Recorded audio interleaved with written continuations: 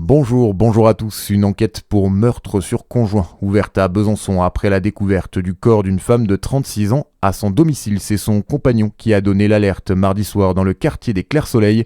La victime présentait un syndrome asphyxique pouvant être expliqué soit par une prise de médicaments, soit par l'intervention d'un tiers. Déjà connu pour violence conjugale, l'homme a été placé en garde à vue, même si le parquet souligne ne disposer à ce stade que de très peu d'éléments allant dans le sens d'un féminicide. Une autopsie doit avoir lieu ce matin.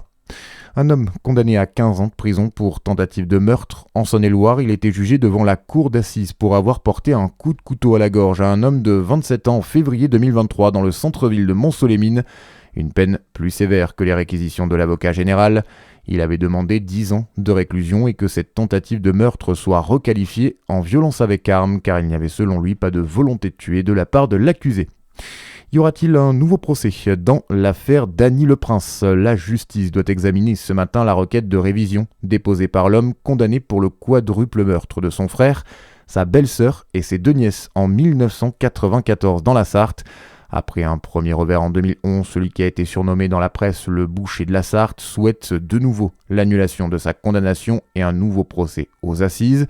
Une mesure rare, d'autant que de nouveaux éléments pourraient plaider en sa faveur, selon maître Olivier Maurice, avocat de Dany Le Prince. La petite survivante Solène Le Prince, qui aujourd'hui est majeure, demande l'annulation de la condamnation.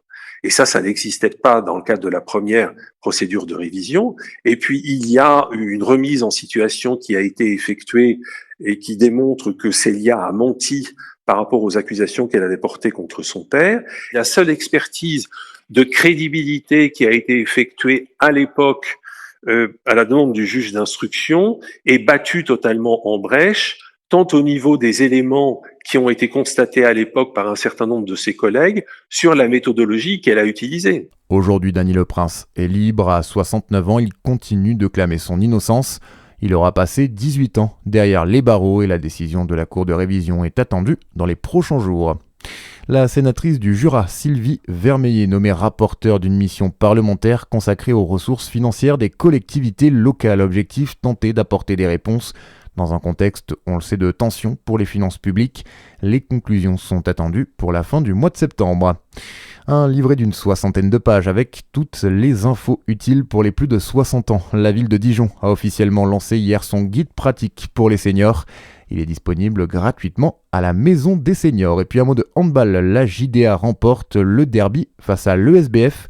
Les Dijonnais se sont imposés 34-26 hier soir face aux Byzantines. Un succès très important dans la course à l'Europe. À suivre votre météo sur Fréquence Plus.